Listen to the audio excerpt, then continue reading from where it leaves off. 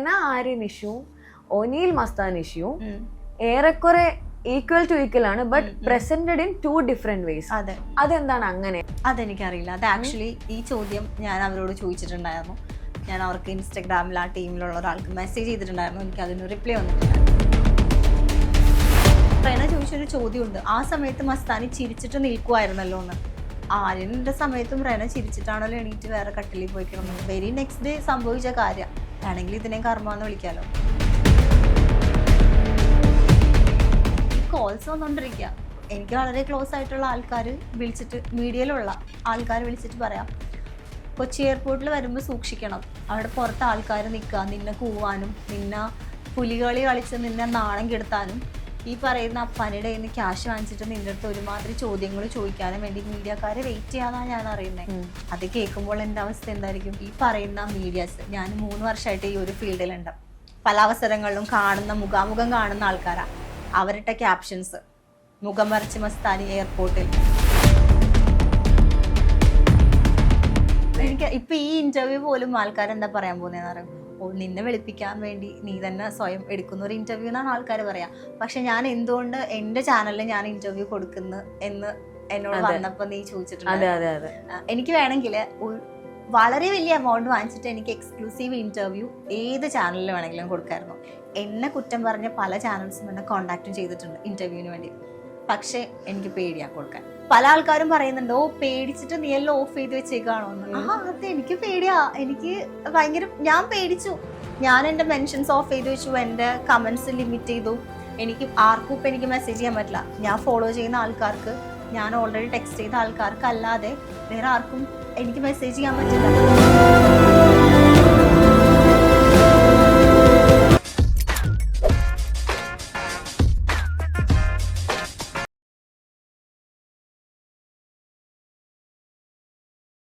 എനിക്ക് തോന്നുന്നു ഈ ഫുൾ ബിഗ് ബോസ് സീസണിൽ ഏറ്റവും കൂടുതൽ ഹേറ്റ് കിട്ടിയ ഒരേ ഒരു കണ്ടസ്റ്റന്റ് നീ, അതുപോലെ ഏറ്റവും കൂടുതൽ റീച്ച് ആയ ഒരേ കണ്ടസ്റ്റന്റ് നീയാന്ന് തോന്നുന്നത് ഇല്ലേ? ബാക്കിയുള്ള ബിഗ് ബോസിൽ എല്ലായിടത്തും അനുമോളുടെ ബാക്കി. അപ്പം അവൾ അത്രയും സ്റ്റേൺ ആയിട്ട് നിൽക്കുന്നുണ്ട്. പക്ഷെ ഈ പറഞ്ഞ പോലെ ഞാൻ ഇപ്പം എപ്പിസോഡ്സ് കാണുമ്പോൾ പല ആൾക്കാർക്കും ഡൗട്ട് ഉണ്ട്. അതായത് അവള് കണ്ടതിനെ സപ്പോർട്ട് ചെയ്ത് സംസാരിച്ചു എന്ന്. ഇപ്പോഴും ഞാൻ വളരെ ക്ലിയർ ആയിട്ട് പറയാം, 2 ദിവസത്തെ കാര്യത്തിനെ കുറിച്ചാണ് അവിടെ നടന്ന ടോക്ക്. ഫസ്റ്റ് കാര്യം നിങ്ങൾ കണ്ട പോലെ തന്നെ ഞങ്ങളും കണ്ടിട്ടുണ്ട്. ലൈവ് ഹോട്ട്സ്റ്റാർ ലൈവില് നമ്മൾ കണ്ട കാര്യമാണ്. അത്രയും ട്രോൾസ് വന്ന കാര്യമാണ്. വേണമെങ്കിൽ ട്രോൾസ് ഞാനെടുത്ത് കാണിച്ചു തരാം. 2ാമത്തെ കാര്യം ഇവള് മാത്രമേ കണ്ടിട്ടുള്ളൂ. ആ സമയത്ത് ലാലേട്ടൻ പറയുന്നുണ്ട് നിങ്ങൾ ആ ദിവസം ചെയ്യില്ലായിരുന്നു എന്ന്. പക്ഷെ അതിനെക്കുറിച്ച് പിന്നീട് ടോക്കൊന്നും വന്നിട്ടില്ല. അപ്പൊ 2 ദിവസത്തെ കാര്യമാണ് ഇത് മൊത്തത്തിൽ ഒരു ഒറ്റ ദിവസത്തെ കാര്യമാക്കി എല്ലാം എൻ്റെ തലയിലേക്ക് വന്നത്.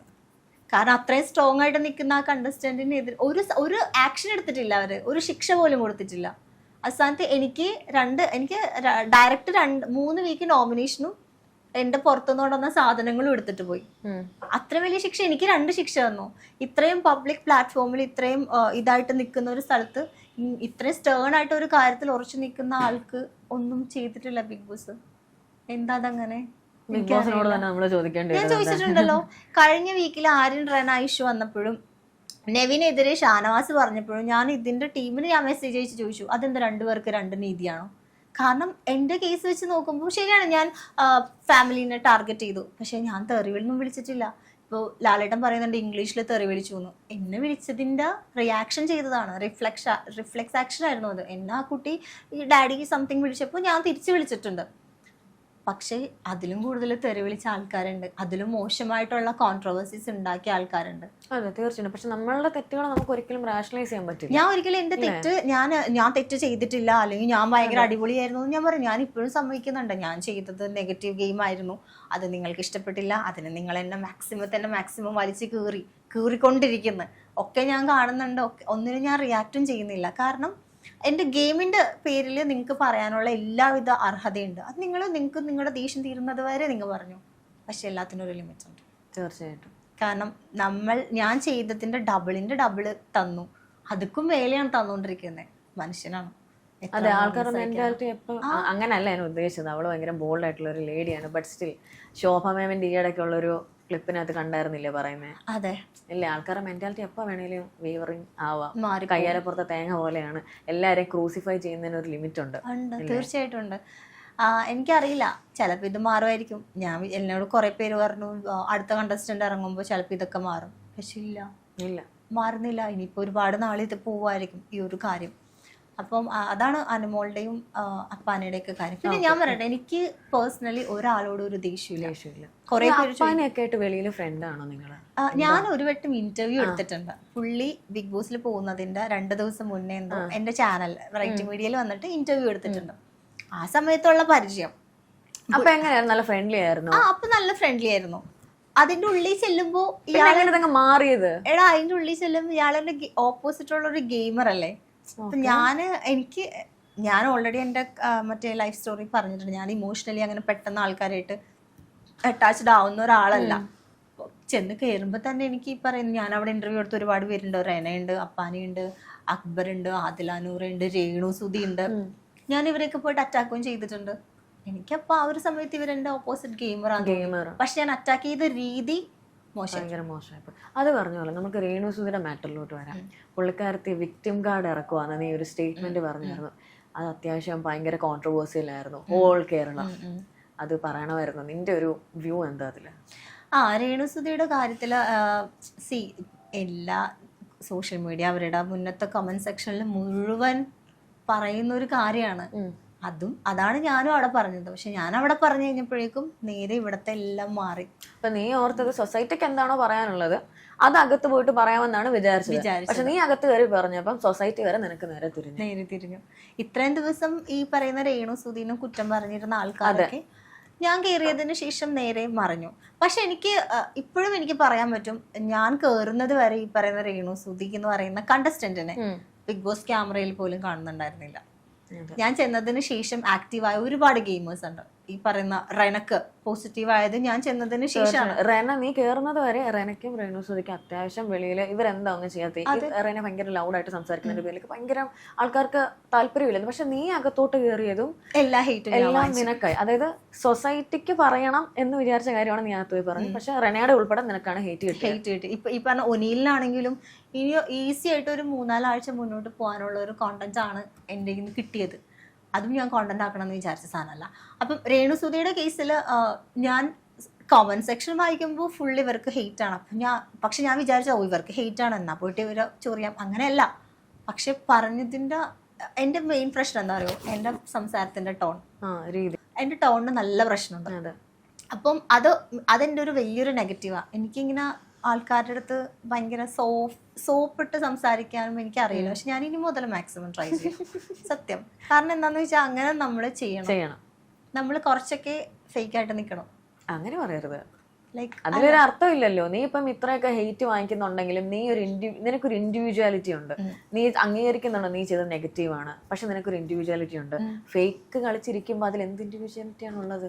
ശരിക്കും ഉണ്ടല്ലോ ഇന്നത്തെ സമയത്ത് ഇങ്ങനത്തെ ചില സിറ്റുവേഷൻസിൽ നമ്മള് ഇൻഡിവിജ്വാലിറ്റി സെൽഫ് റെസ്പെക്ട് ഒന്നും നോക്കരുത്. നമ്മൾ മാറാൻ പാടില്ലടി. ആറ്റിറ്റ്യൂഡ് വിട്ടൊരു കളിയില്ല. അല്ല, സത്യം പറഞ്ഞാൽ ഞാൻ മൊത്തത്തിൽ മാറി ഇൻ ദ സെൻസ് എല്ലാവരും എന്നെ മാറ്റി.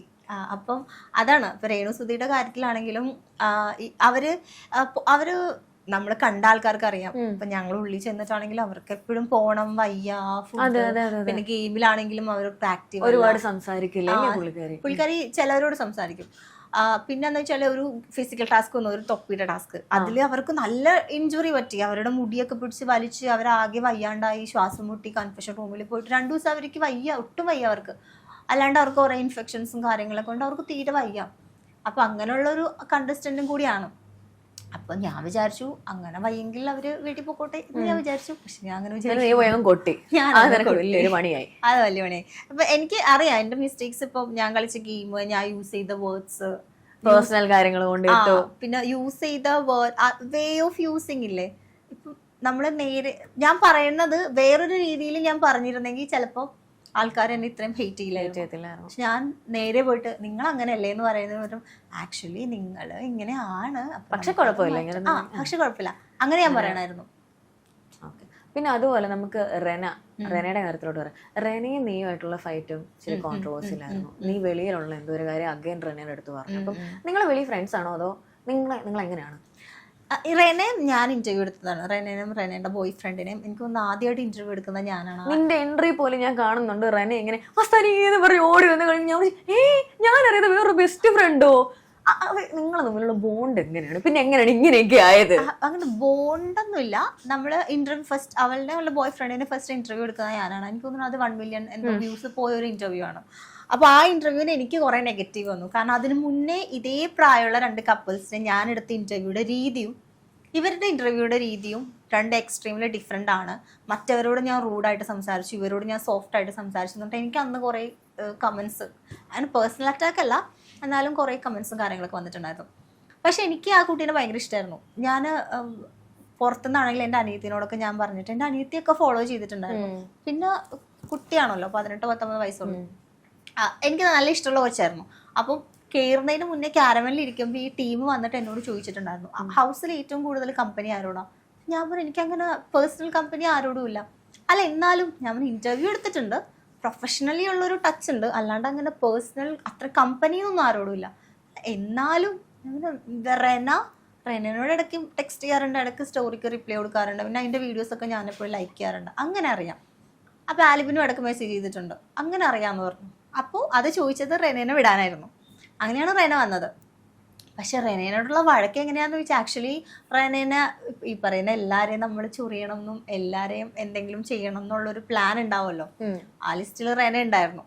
അപ്പോൾ റെനേനെ ഞാൻ ചൊറിഞ്ഞത് ആക്ച്വലി എപ്പോഴായിരുന്നു എനിക്ക് ഓർമ്മയില്ല, ഏതൊരു ഫൈറ്റിന്റെ ഇടയിലാണ് ഞാൻ പോയിട്ട് ചൊറിഞ്ഞത്. അതില് ഒരു പെർട്ടിക്കുലർ സാധനം ഞാൻ യൂസ് ചെയ്തു, അവരുടെ ഒരു ഉമ്മയുടെ കല്യാണത്തിന്റെ ഒരു സാധനം. അതാണ് എനിക്ക് തോന്നുന്നു ഇത്ര ഹെയ്റ്റ് വരാൻ സാധനം. വീണ്ടും പേഴ്സണൽ ബോയ് ഫ്രണ്ടിൻ്റെത് പിന്നെയും ഇവിടെ കോമൺ ആണ്, പുറത്ത് കമന്റ്സിലാണ്. അത് ആ കുട്ടിക്ക് അത്രയും ലൈറ്റ് ആയിട്ട് എടുക്കുന്ന ഒരാളാണ് ആ ഒരു സാധനം. മറ്റൊരു സാധനം ഞാൻ പറഞ്ഞതാണ് എനിക്ക് തോന്നുന്നു റെനയുടെ കാര്യത്തില് മാറിയത്. പിന്നെ റെന എന്ന് പറയുന്ന ഒരു കണ്ടസ്റ്റന്റ് ഓഫ്കോഴ്സ് 50 ഡേയ്സ് നിന്നു, അത് വളരെ വലിയ കാര്യമാണ്. കാരണം ഈ ഒരു ഏജിൽ ആ കൊച്ചു അത്രയും നിന്നതൊക്കെ അടിപൊളിയാണ്. പക്ഷെ ആ കുട്ടിയുടെ ഭാഗത്ത് കുറെ നെഗറ്റീവ്. റെന ആര്യൻ ഇഷ്യൂ, അതുപോലെ തന്നെ നെവിനെതിരെ എന്തുവാ ആദിലയും ഷാനവാസും നടത്തിയ ആ ഒരു അലിഗേഷൻ. ആക്ച്വലി റെന ആര്യൻ ഇഷ്യൂ ഒനീൽ മസ്താൻ ഇഷ്യൂ ഏറെക്കുറെ ഈക്വൽ ടു ഈക്വൽ ആണ്, but presented in 2 different ways. അതെന്താണ് അങ്ങനെ? അതെനിക്കറിയില്ല. അത് ആക്ച്വലി ഈ ചോദ്യം ഞാൻ അവരോട് ചോദിച്ചിട്ടുണ്ടായിരുന്നു. ഞാൻ അവർക്ക് ഇൻസ്റ്റഗ്രാമിൽ ആ ടീമിലുള്ള ഒരാൾക്ക് മെസ്സേജ് ചെയ്തിട്ടുണ്ടായിരുന്നു. എനിക്ക് അതിന് റിപ്ലൈ വന്നിട്ടില്ല. ഞാൻ ചോദിച്ചതാ എന്തുകൊണ്ട് 2 ഇൻസിഡന്റ് ആണെങ്കിലും അതിന്റെ കോണ്ടെക്സ്റ്റ് ഏറെക്കുറെ സെയിമാണ്.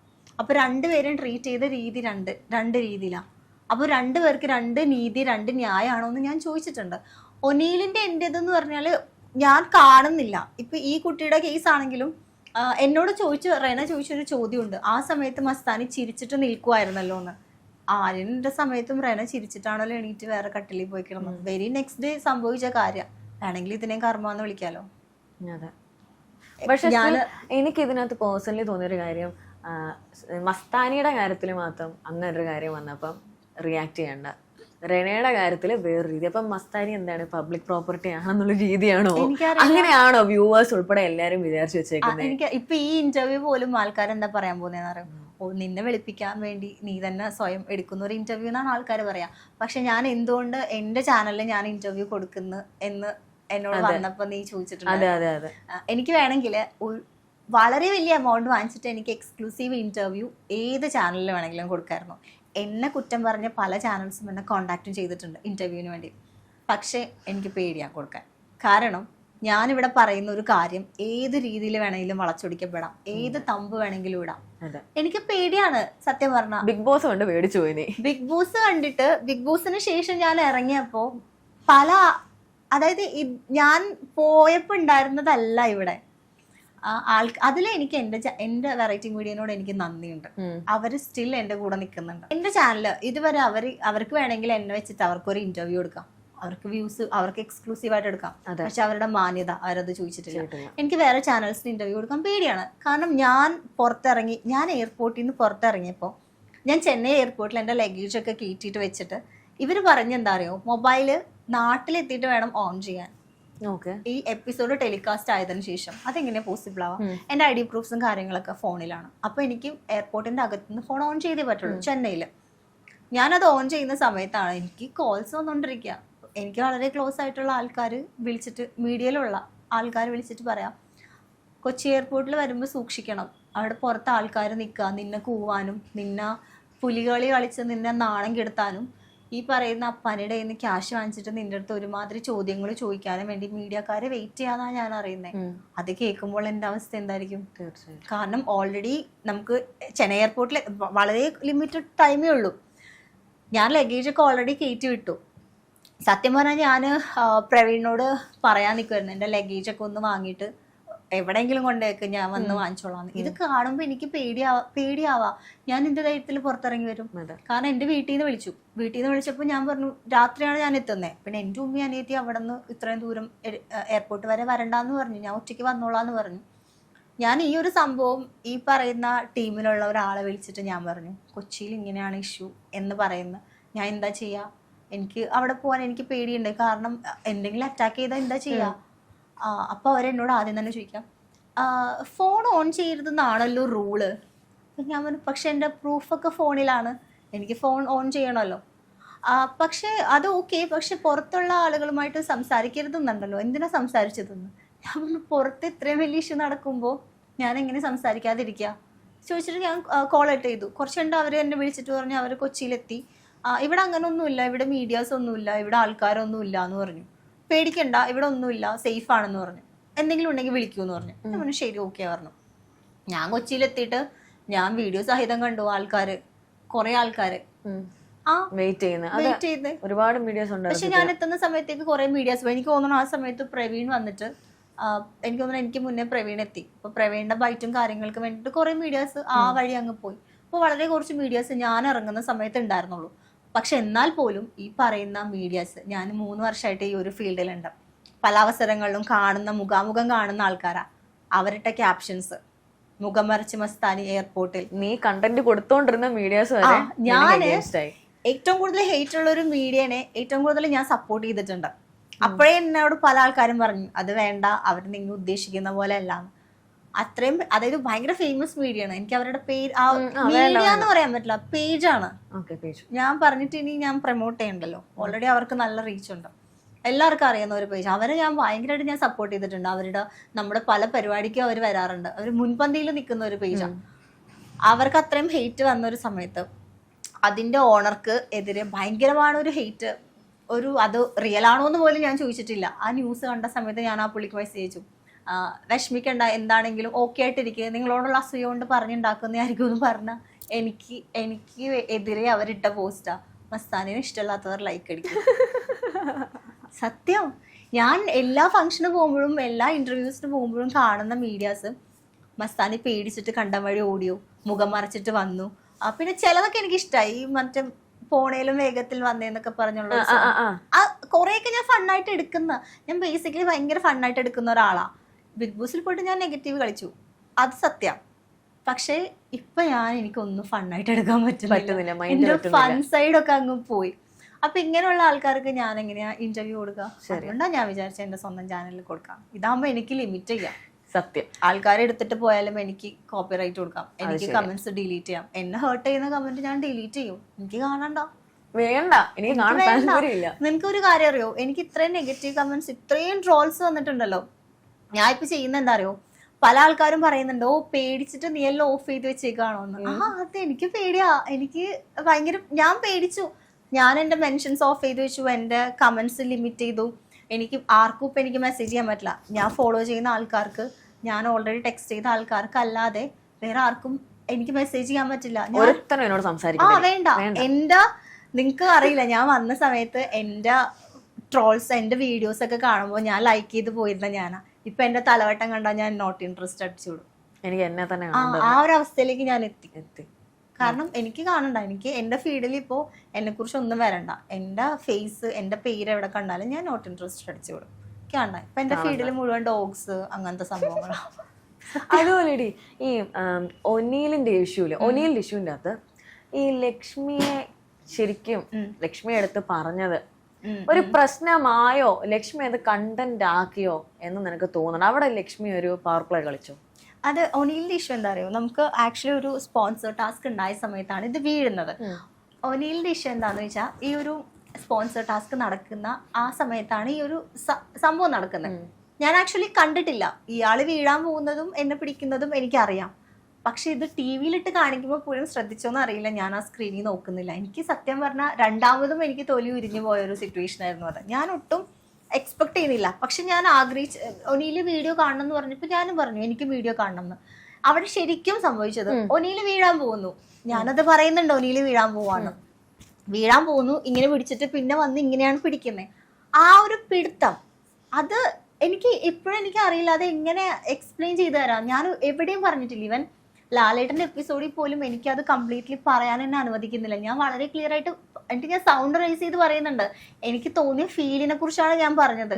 ഞാൻ എവിടെയും ഒനീൽ എന്നെ കയറി അങ്ങനെ ചെയ്തു അല്ലെങ്കിൽ ഒനീൽ ഒരു മോശക്കാരനാണെന്ന് ഞാൻ ഒരിക്കലും അത് പറഞ്ഞിട്ടില്ല. ഒരു അലിഗേഷൻ വിട്ടിട്ടില്ല. ഞാൻ പറയുന്നത് ഇപ്പൊ അങ്ങനെ ഒരു ടച്ച് വന്ന് ഗേൾസിന് അത് മനസ്സിലാവും, എനിക്ക് ഉറപ്പായിട്ടും. ഈവൻ ബോയ്സിന് മനസ്സിലാവും. നിങ്ങൾക്ക് പെട്ടെന്ന് ഒരു ഇൻഅപ്രോപ്രിയേറ്റ് ആയിട്ടുള്ള ഒരു ടച്ച് ചെയ്തെങ്കിലും ബോഡി പാർട്ടി വന്നാൽ നമുക്ക് ഒരു അൺകംഫർട്ടബിൾ ഫീൽ ഉണ്ടാവും. പക്ഷെ ആസ് എ വ്യൂവർ എന്താ പറയാ, പ്രേക്ഷകർ കണ്ടുകൊണ്ടിരുന്നത് ഒനീല് വീഴാൻ പോയി, ഒനീൽ അതുകൊണ്ട് നിന്നെ പിടിച്ചു.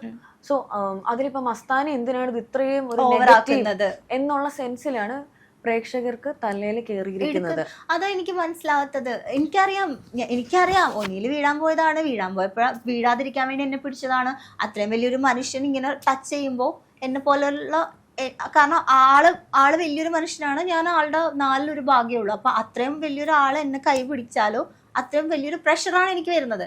അത് എന്നെ ഇങ്ങനെ വയറ്റത്ത് പിടിച്ചപ്പോ അത് ആ ഒരു അൺകംഫർട്ടബിൾ ഫീലിനെ കുറിച്ചാണ് ഞാൻ പറഞ്ഞത്. ഒരു സ്ട്രേഞ്ചർ ആയ ഒരു വ്യക്തി ഒരു പെൺകുട്ടിയുടെ ദേഹത്തുണ്ടാവുമ്പോ തോന്നുന്ന എന്തൊരു ഫീലിംഗ് ആണ് അത് തന്നെയാണ് മസ്താനി. അതെ, അത് ഞാൻ ഒരിക്കലും ഞാൻ എവിടെയെങ്കിലും ഞാൻ പറയുന്നുണ്ടോ ഒനീല് മോശക്കാരനാണ് അല്ലെങ്കിൽ ഒനീല് ചെയ്തത് തെറ്റാണ്? അല്ല, ഞാൻ വളരെ ക്ലിയർ ആയിട്ട് പറയുന്നുണ്ട് എന്റെ ചിന്തയുടെ പ്രശ്നമാണോ ഇത്, ഗുഡാണോ? എനിക്ക് എന്തോ അതെങ്ങനെയാണ് ചിന്തയുടെ പ്രശ്നമാണ്. ബേസിക്കലി നീ ഒരു ലേഡി അല്ലേ, ആളൊരു സ്ട്രേഞ്ചർ അല്ലേ.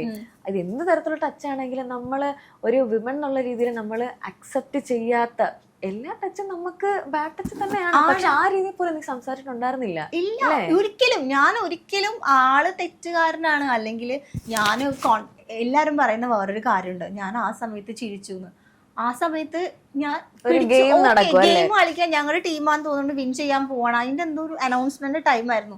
അതിനുശേഷം നൈറ്റ് ബീൻ ബാഗിൽ ഞാൻ പ്രവീൺ, ലക്ഷ്മി, നെവിനൊക്കെ ഇരുന്ന് സംസാരിക്കുന്നുണ്ട്.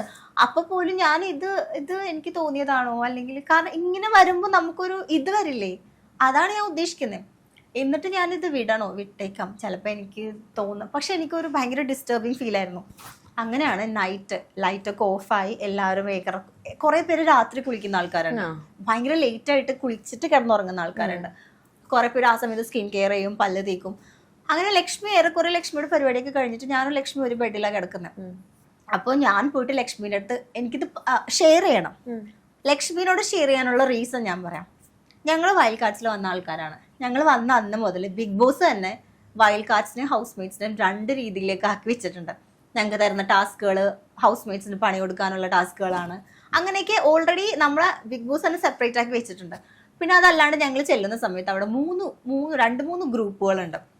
അവരവരുടേതായ രീതിയിലിരിക്കും, ഓവർ മിങ്കിളിങ്ങോ കാര്യങ്ങളും ഇല്ല. അപ്പൊ എനിക്ക് ഈ ഒരു സാധനം വന്ന് പറയാൻ എനിക്ക് ആ ഒരു കണക്ഷൻ ഇല്ല. ഒന്നില്ലെങ്കിൽ ഞാൻ പ്രവീണിനോട് പറയണം, അല്ലെങ്കിൽ എനിക്ക് ലക്ഷ്മിയേ ഉള്ളൂ പറയാൻ. പ്രവീൺ ഒരു ആൺകുട്ടിയാണ്, ഞാൻ പെട്ടെന്ന് പോയിട്ട് എടാ ഇത് എങ്ങനെ ഞാൻ പറയാം, കാരണം എനിക്കിത് പ്രശ്നമാക്കാനല്ല. ഞാനൊരു പെൺകുട്ടീനോട് ചോദിച്ചത്. ഇപ്പൊ ലക്ഷ്മി പറയാണ് എടാ അത് വീണപ്പോഴല്ലേ, നീ ജസ്റ്റ് വിട്ടേക്ക്, അത് ഇറ്റ്സ് ഓക്കെ എന്ന് പറഞ്ഞാൽ എനിക്ക് അതായിരുന്നു വേണ്ടത്. എനിക്കൊരു രണ്ടാമതൊരു കൺഫർമേഷൻ. അപ്പൊ ചോദിക്കും നിനക്ക് ഇത്രയും സംസാരിക്കുന്ന നിനക്കൊരു കൺഫർമേഷൻ്റെ ആവശ്യമുണ്ടോ, നീ ഇത്രയും വലിയ ബോൾഡായിട്ടുള്ള ഒരാളല്ലേ, നിനക്ക് മനസ്സിലാക്കിയാനുള്ള ബുദ്ധിയില്ലേ എന്ന് ചോദിക്കുന്ന ആൾക്കാരുണ്ടാവും. എനിക്ക് ബുദ്ധിയില്ല, സത്യം. എനിക്ക് ബുദ്ധി ഉണ്ടെങ്കിൽ ഞാൻ ഒരിക്കലും ബിഗ് ബോസിൽ പോയില്ലായിരുന്നു. കാരണം എനിക്ക് അറിയില്ല, എനിക്ക് ആ ഒരു സിറ്റുവേഷനിൽ എത്ര സ്ട്രോങ് ആയിട്ടുള്ള ഒരു ലേഡി ആണെങ്കിലും ചില സിറ്റുവേഷനിൽ നമ്മൾക്ക് കൺഫ്യൂസ്ഡ് ആവും. ഓൾറെഡി അതിനകത്തുള്ള പല സിറ്റുവേഷൻസ് വെച്ച് നീ കൺഫ്യൂസ്ഡ് ആയിരുന്നു.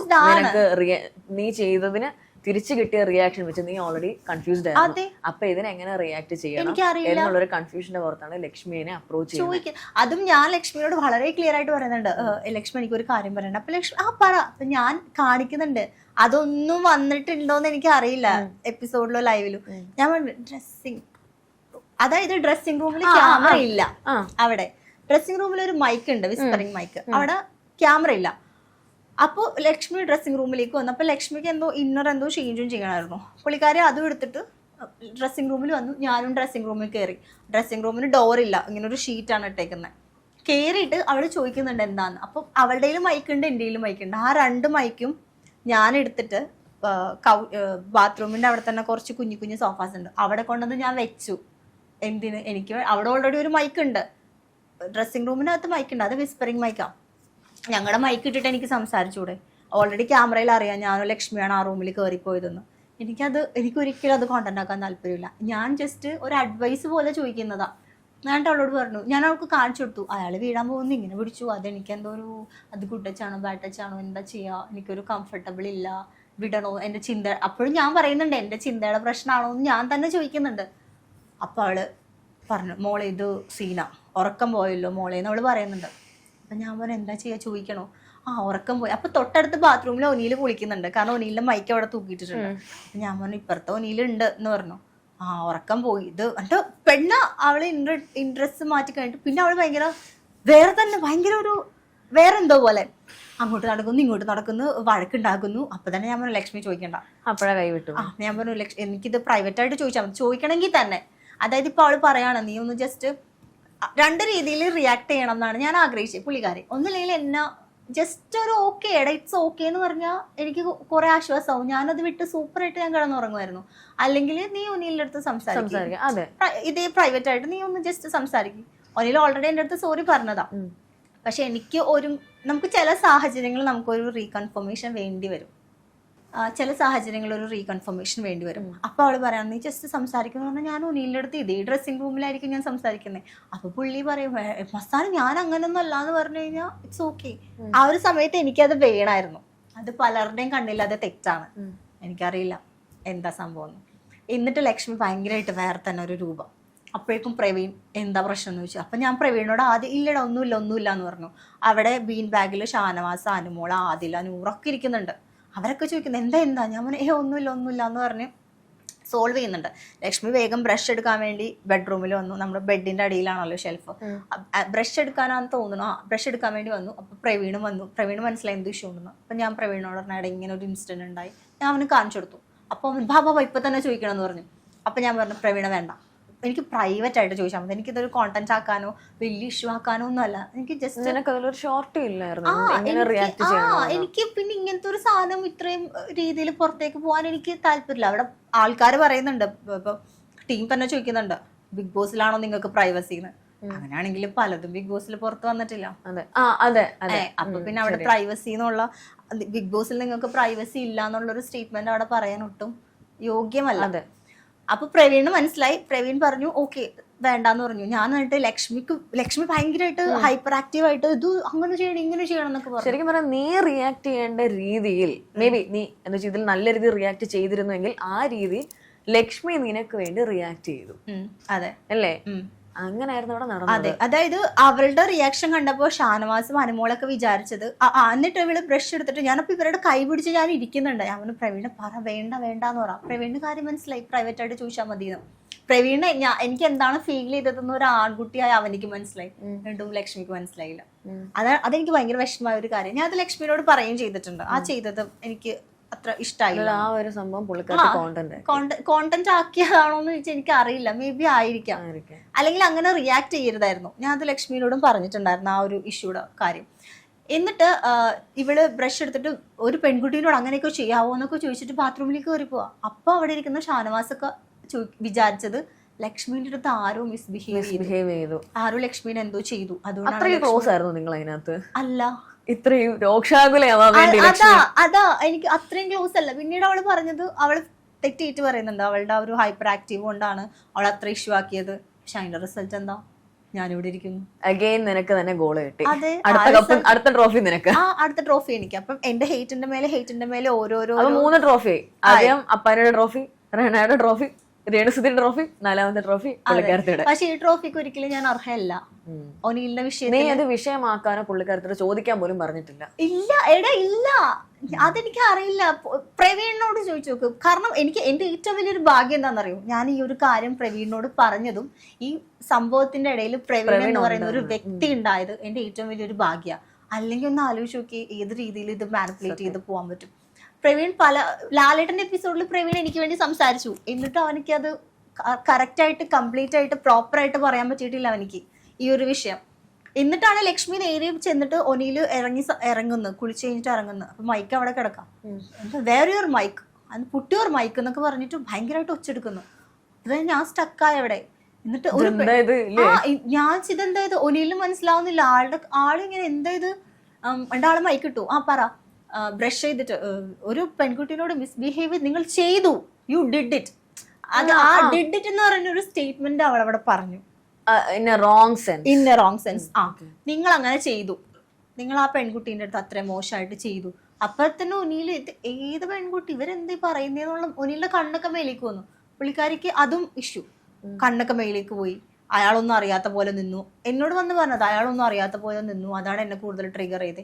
ഞാൻ പറഞ്ഞു ഞാൻ അവിടെ നിന്ന് കരയാൻ പോയി. ഈ പറഞ്ഞ 100 വന്നിട്ട് എന്നോട് പറഞ്ഞു ഇറ്റ്സ് ഓക്കെ അവർക്ക് മനസ്സിലായെന്ന് അവർ പറഞ്ഞു. പക്ഷെ വീക്കെൻഡ് എപ്പിസോഡിൽ അവർ കാലം മാറി, അത് വേറെ കാര്യം.